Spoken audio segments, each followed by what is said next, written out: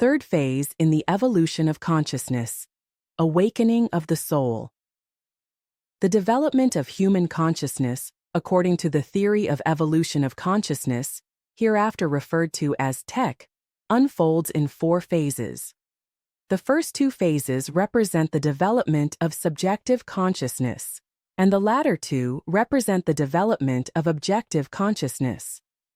We now continue with the explanation of the third phase in the evolution of human consciousness.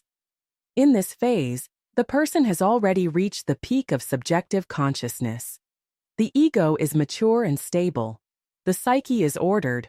All internal parts function in harmony. There is willpower, discipline, and capability. The person can achieve anything they set their mind to. But something is missing. There is a flavor that's no longer there, as if one is eating the finest food, yet feels no satisfaction. As if watching victory, but feeling no joy. And right there, at the top, a voice appears. It is not heard. It is felt. Quiet, but constant. That is the first awakening of the soul. The soul, or the higher self, is not awakened by meditation, or books, or spiritual teachers. The higher self cannot be awakened by command. It awakens when the ego has tried everything and realizes that none of it is everything. When, after many lives filled with power, influence, status, love, sex, loneliness, material success, and failure, the subjective self, or the ego, finally says, "I've already seen all of this, and it's still not enough." At that moment, there is a shift in consciousness, the awakening of objective consciousness, the higher self, or the soul. In the following explanations, we will refer to the objective consciousness simply as the soul. The soul knows it is part of the cosmic consciousness, part of the Alpha and Omega, part of the eternal and ever-present, part of God. In spirituality and different religions, this principle is known by many names: God, Allah, Shiva, Tao, Ra. But even in science, in quantum theory, it has a name: cosmic consciousness.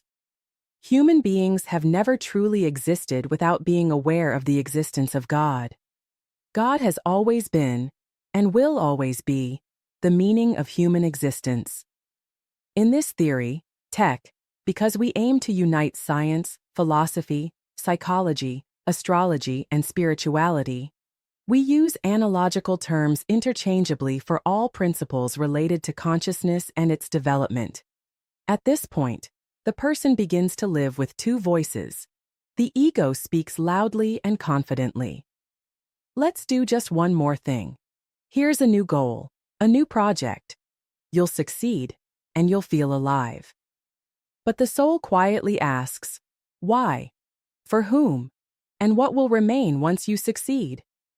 The ego still has control. It sometimes presents itself as spiritual, even speaks in the name of the soul.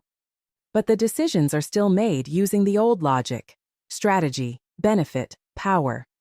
And so begins the inner battle, not between good and evil, but between wisdom that whispers and power that insists.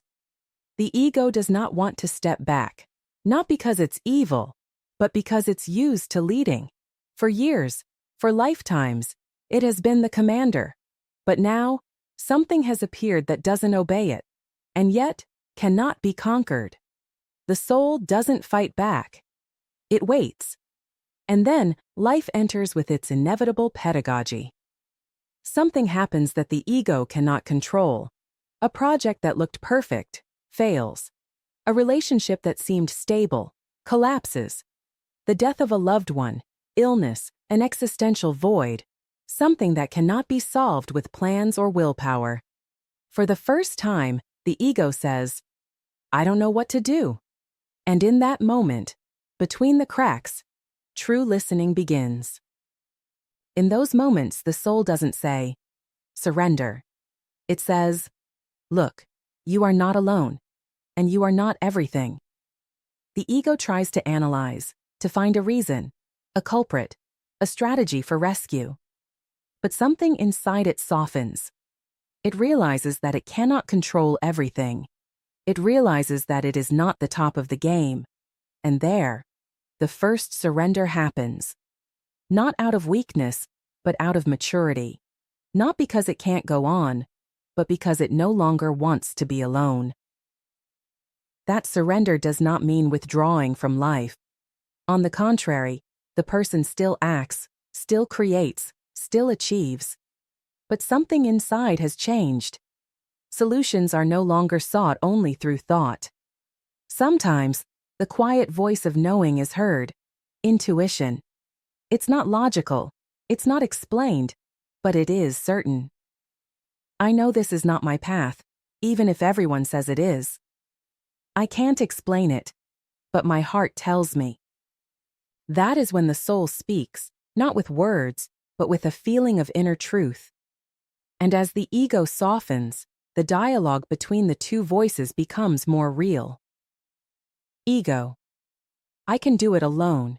Why include others? They'll slow me down. They'll reduce my results. This is my idea, my effort, my success. Soul. I know you can. But what if it's not about speed? What if the value lies not only in the result, but in who traveled with you? Ego. What if they take the credit? Soul. What if you share it, and it ends up meaning more? Ego. I'll get less. Soul. You'll gain completeness. You'll create something alive. You'll make space, not for glory, but for true connection. There is no winner in this dialogue. There is transformation. The ego begins to learn that value lies not just in what you do, but in how you do it. With whom? From what state? And most of all, why? The soul doesn't pull the ego off the throne by force. It waits until the ego decides it no longer wants to be alone. It waits for the ego to realize it is better to be part of something as vast as God. It waits for the ego to recognize that the soul's guidance was more accurate than its logic and calculations. That is the first sign that consciousness is entering the fourth phase. Not with thunder, but with a whisper. I will not lead alone. I will listen. How does the person behave in this phase? In the third phase, the ego is the center of the personality. The ego is stable, focused, knows what it's doing and what it wants. The personality has been built over many lifetimes, and now it functions flawlessly. It is intelligent, disciplined, resourceful. It knows how to succeed, and it succeeds. This person knows how to fit into any social system. If it doesn't suit her, she'll try to change it. And if she can't, she'll build her own. She doesn't argue needlessly. And if she does get into conflict, she knows why, and she has a goal. She acts with motive and intention, and no one can force her to change direction unless she chooses to. She knows what she wants, and if there's no need to explain herself to others, she quietly follows her own path. The person is not without emotions. On the contrary, she sees, hears, and feels. She has empathy, but just as she regulates her own emotions well, she also knows how to regulate the emotions that rise within her through empathy. She will not allow herself to be overwhelmed or drained by other people's feelings. She is interested in spirituality, but she's not someone who chases angels and vibrations. She can tell the difference between money-making propaganda and teachings that truly bring you closer to God. Even if she falls into such a trap, the soul, through intuition, will whisper to her, "There's deception and manipulation here." Her ego is strong enough not to need anyone to feed it. She knows that where they put you on a pedestal, they're probably selling you fog. The greatest illusion in this phase: I am spiritual because I am self-aware. But in truth, that is still the ego that knows, not the soul that leads. How does the ego begin to lose its power in the third phase? At the start of the phase, the ego is confident in itself. It listens to intuition, recognizes it as the voice of something higher, but still does not give it authority. It accepts its advice, only when it fits the plan. It believes it should decide when and how something should be done, and it still believes it can keep reality under control. But with time, situations start to appear that cannot be solved through intellect, strategy, or willpower. It has invested effort, money, and itself, and yet the outcome is different than expected. A project that seemed secure fails. A relationship that felt stable falls apart. Death or illness show it that neither the body nor the world are under its command. A kind of emptiness appears, one that can't be filled with success or with new goals. In those moments, the ego realizes that the world does not function the way it wants, and it does not revolve around it. It sees that there are situations where its power simply doesn't work. That's when it begins to listen to the voice of the soul, not out of humility, but because there is no other choice. Because situations come that make it feel powerless and defeated. And it sees that the soul's voice is not here to humiliate it, but to bring peace, hope, and meaning to its existence. These blows from life are not punishment. They happen to shake the false sense of absolute control. They're not a message saying, collapse. They're a message saying, let go of the wheel, let me guide now. In this phase, the ego finally begins to understand. It can influence things, but it cannot guarantee them. It can acquire, but it cannot preserve. It can strive, but the outcome does not depend solely on it. This is not a defeat. This is the beginning of mature acceptance. If you've ever felt like everything was going right, and yet something inside felt off, you're not broken. You're just in the third phase, and that means you're exactly where you need to be. In the comments, tell me, have you ever heard that quiet inner voice, or felt that subtle pull of intuition, and ignored it, only to realize later it was right?